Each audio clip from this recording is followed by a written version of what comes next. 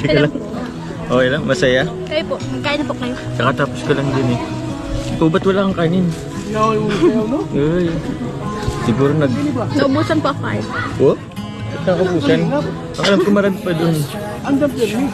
Uy, may puto. Sino ang naggumawa nito? Pinaano na muna lang po yun, pinagawa kasi po yung steamer ko na butas na po ay. Kaya di po ako nakagawa. Hindi ka nakagawa. Pero grabe, naalala ko. Unang pagkikita natin, yung puto agad yung ano. Parang naalala ko sa'yo.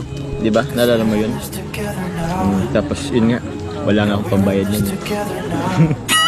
Pero grabe ano, sobrang dami ng pinagdaanan natin ngayon, yun. House blessing, house ribbon cutting na ng ano nyo.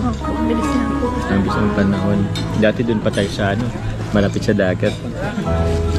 Tapos yun, every time na may mga gamit kami dinadala, puno agad.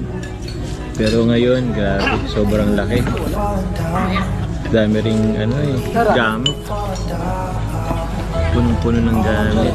Buti na lang ano, naging successful yung event ng ano, ribbon cutting. Siyempre, thank you so much din po sa mga tao. Tsaka ano, grabe na-appreciate ko yung message mo kanina. Grabe, may love ka pala sa akin. Hindi mo lang may ano, kinailangan pang dumating yung ribbon cutting para